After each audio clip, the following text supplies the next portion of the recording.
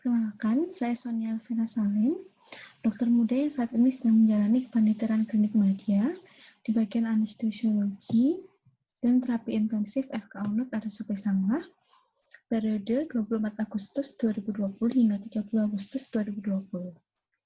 Pada kesempatan kali ini, saya akan menjelaskan sedikit terkait dengan NSAID pada manajemen nyeri, di mana salah satu obat yang nanti saya akan jelaskan yaitu obat diclofenac potasium dengan merek dagang biasanya Cataflam. Nah, sebelum terkait dengan NSAID sendiri, kita harus mengerti apa itu nyeri.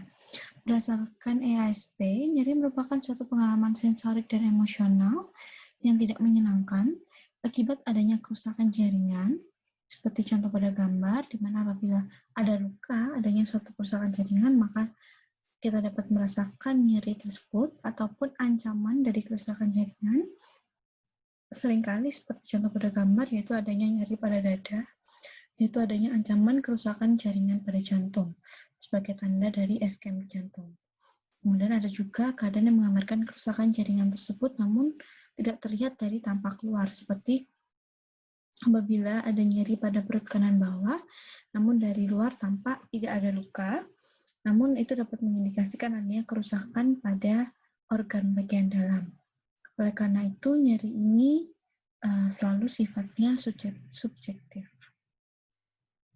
Nah, untuk mekanisme nyeri sendiri, terdapat 4 tahap untuk kita dapat merasakan nyeri. Yang pertama, transduksi. Di mana pada transduksi ini kita membutuhkan adanya stimulus dari luar, kemudian akan diterima oleh reseptor bagian perifer, dan akan disalurkan oleh neuron aferen ke bagian dorsal root ganglion pada bagian spinal cord.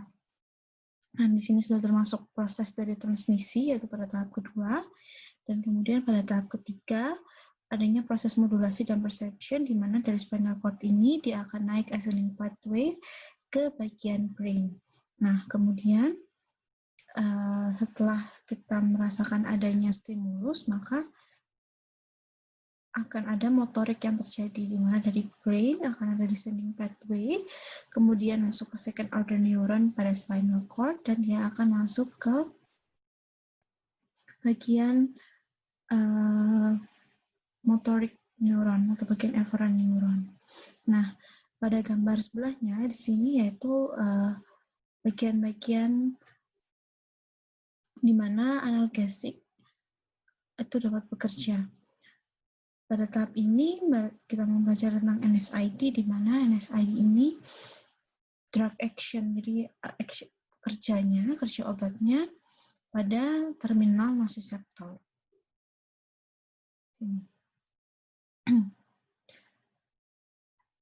Kemudian selanjutnya berbicara sedikit terkait dengan penanganan nyeri akut berdasarkan WFSA, yaitu World Federation of Societies of Anesthesiologists, di mana di sini NSAID diberikan pada tahap akhir pada nyeri akut. Jadi pada nyeri akut diberitahukan bahwa yang pertama kali diberikan yaitu dengan strong opioid, bisa dengan injeksi, kemudian dapat dilanjutkan dengan opioid oral, kemudian baru selanjutnya dapat diberikan aspirin ataupun NSAID. Jadi di sini NSAID dapat diberikan pada tahap akhir menurut World Federation of Society of Anesthesiologists. Namun berdasarkan WHO, jadi pada tabel ini kita ada 2 tanda panah, di mana tanda panah ke atas biasanya untuk nyeri kronis, sedangkan tanda panah ke bawah untuk nyeri akut. Seringkali pada WHO ini disebut dengan step ladder. Jadi biasanya pada ketiga tahapan ini dapat diberikan NSAID, di mana NSAID ini termasuk dalam golongan adjuvan. Jadi pada setiap tahap NSAID dapat dikombinasikan oleh obat-obatan opioid maupun non-opioid. Nah, selanjutnya apa sih itu NSAID? NSAID merupakan suatu istilah kelompok obat yang memiliki fungsi, dia memiliki 3 fungsi. Yang pertama, dia sebagai analgesik, yaitu dia dapat meredakan rasa nyeri. Kemudian yang kedua, dia sebagai antiinflamasi, jadi dia mencegah inflamasi yang berkelanjutan. Dan yang ketiga ya dapat berguna sebagai antipiretik, yaitu untuk meredakan adanya demam. Nah, klasifikasi NSAID sendiri ini dapat dibagi menjadi dua. Yang pertama yaitu konvensional non-specific inhibitor pada kedua bentuk COX. COX ini yaitu singkatan dari cyclooxygenase enzim. Kemudian yang kedua yaitu yang selektif COX-2 inhibitor. Nah, COX ini atau cyclooxygenase enzim ini merupakan suatu enzim yang mengkatalisis sintesis prostaglandin dari arachidonic acid. Jadi arachidonic acid ini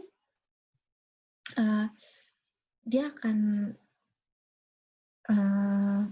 mensintesis adanya prostaglandin. Nah, sintesis ini akan dibantu oleh dua enzim, yaitu enzim COX-1 dan enzim COX-2. Nah, enzim COX-1 ini selain dia berguna untuk sintesis prostaglandin, dia juga banyak terdapat pada jaringan tisu kita. Dan dia sifatnya yaitu konstitutif. Kemudian dia juga sebagai pelindung dari lambung, sebagai pelindung dari gaster kita. Kemudian dia juga reseptornya banyak terdapat pada ginjal, dan dia juga dapat berfungsi sebagai platelet dan vaskular endotelium. Sedangkan pada COX-2, dia bersifat inducible pada sebagian jaringan tubuh kita. Kemudian dia sering sebagai salah satu faktor inflamasi. Kemudian dia juga berpengaruh pada rasa nyeri dan juga demam.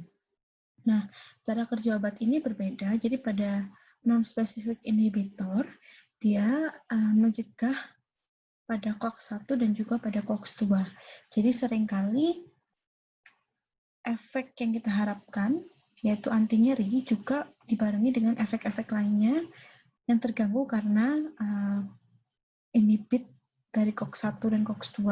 Mana contohnya bisa pada gaster, proteksi pada lambung juga terganggu akibat pemberian dari non-specific NSAID, COX. Kemudian, untuk yang selektif COX-2 inhibitor, dia cenderung lebih minimal akibatnya, karena dia hanya memblok dari COX-2, tidak pada COX-1. Nah, untuk farmakokinetiknya sendiri, secara garis besar yang pertama, semua COX inhibitor ini akan diabsorpsi dengan baik setelah dilakukan pemberian oral, dan kemudian akan mencapai konsentrasi puncak dalam waktu kurang dari 3 jam. Kemudian untuk distribusinya sendiri, setelah diabsorpsi, maka COX inhibitor ini akan terikat oleh protein plasma, terutama albumin. Kemudian karena dia ini memiliki sifat larut lemak, sehingga memungkinkan dia untuk menembur sawar darah otak, sehingga dapat menghasilkan suatu analgesik sentral dan efek antipiretik.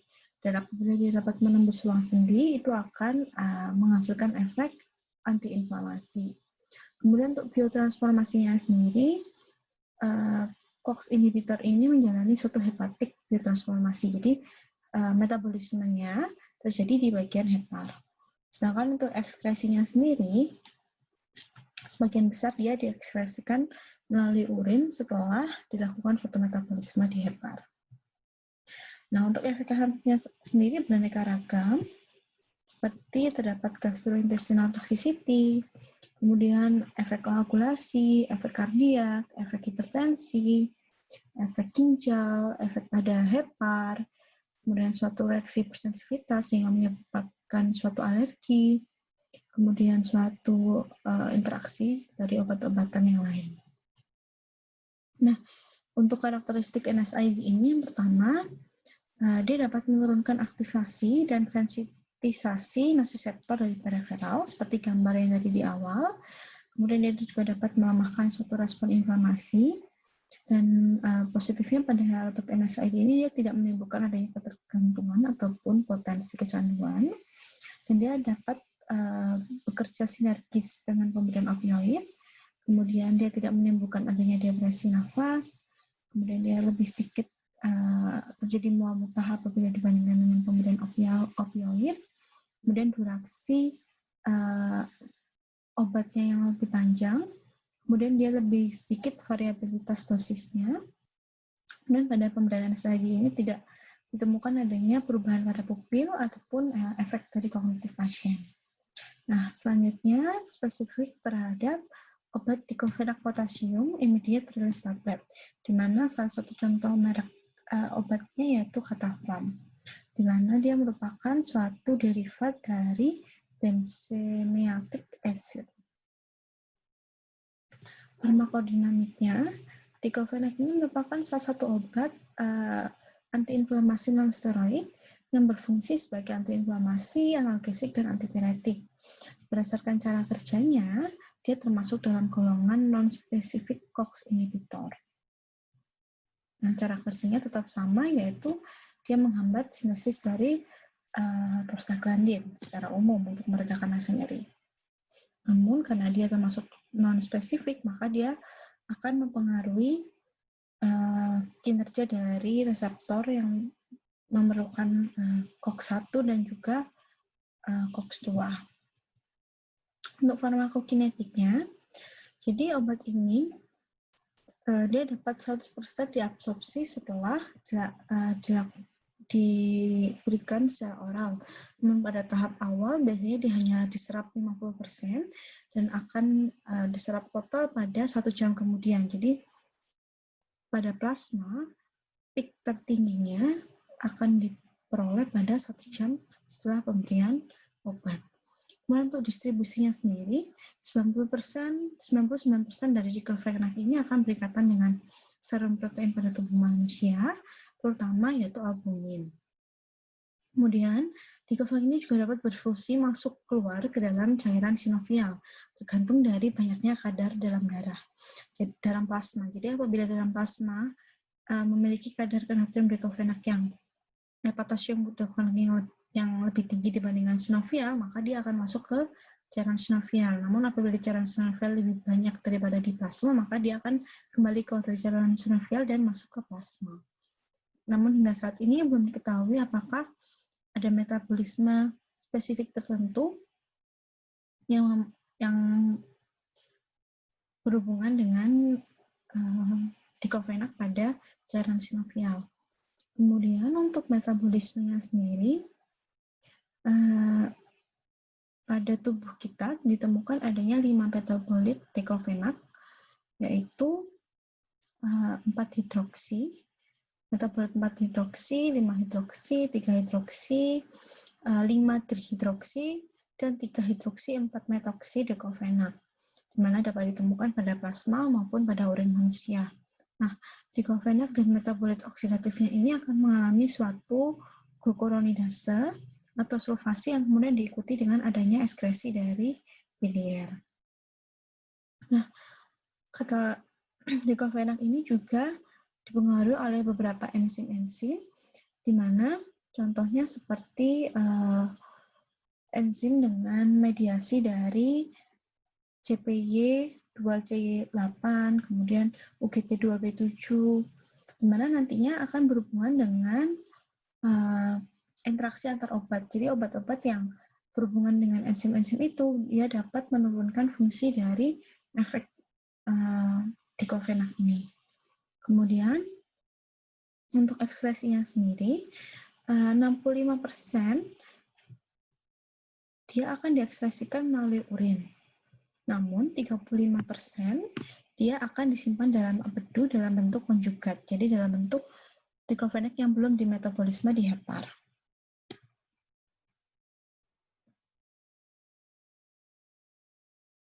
Kemudian selanjutnya yaitu adanya spesial populasi. Jadi obat ini pada anak-anak belum diketahui farmakokinetiknya secara jelas. Kemudian untuk perbedaan ras juga belum ditemukan adanya farmakokinetik tertentu yang berbeda sehingga dapat digunakan oleh semua ras hingga saat ini.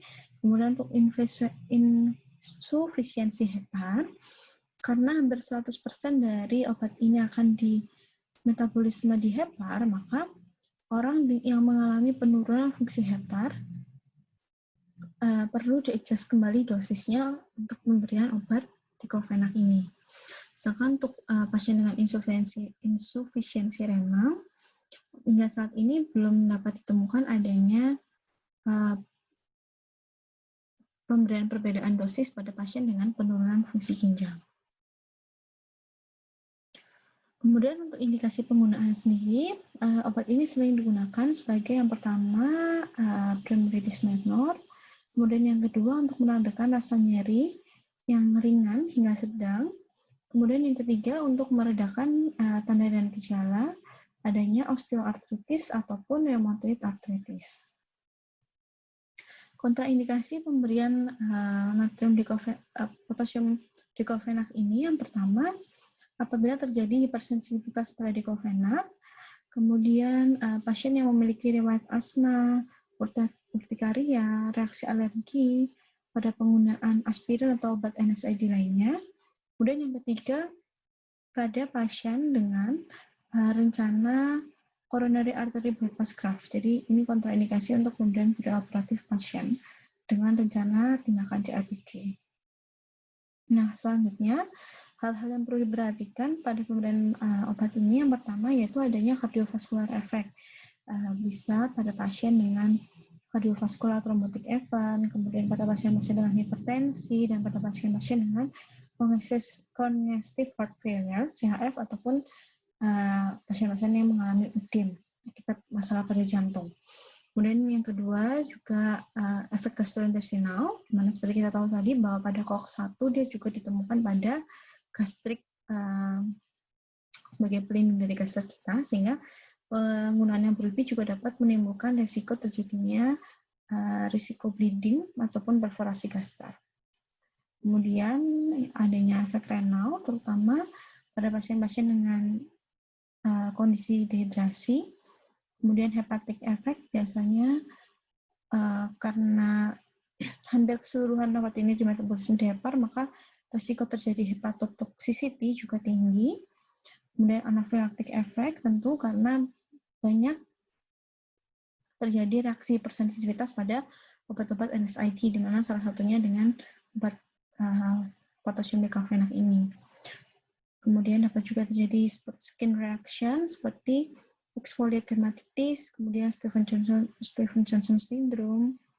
Kemudian dapat juga berpengaruh pada pregnancy. Jadi obat ini merupakan suatu obat teratogenik pregnancy kategori C, di mana dia dapat menimbulkan adanya premature closure dari ductus arteriosus pada janin, sehingga bisa tidak dianjurkan untuk memberikan obat ini pada ibu hamil. Kemudian untuk dosisnya sendiri, diclofenac potassium immediate release tablet ini atau dengan merek dengan Cataflam, biasanya dosis yang tersedia, dosis tablet yang tersedia yaitu 50 mg dengan bentuk obat berwarna coklat berbentuk bulat dengan ada sugar coat tablet. Nah, sediaan obat ini, dosis obat ini untuk tiap orang berbeda-beda, namun tidak disarankan untuk penggunaan rutin lebih dari 2 minggu. Berkaitan dengan efek-efek yang warning yang tadi dijelaskan sebelumnya, dan untuk dosisnya sendiri setiap orang harus menyesuaikan, karena sebagai efek anti nyeri yang tadi kita bilang bahwa nyeri itu suatu hal yang bersifat subjektif, maka dosis juga untuk obat ini untuk tiap orang bisa berbeda-beda sehingga harus disesuaikan kembali dengan orang tersebut. Namun tetap mengingat adanya indikasi dan kontraindikasi dan adanya warning sign apabila mengonsumsi dari obat ini. Mungkin sekian dari saya. Mohon maaf apabila ada kata-kata ataupun hal yang masih kurang berkenan. Terima kasih.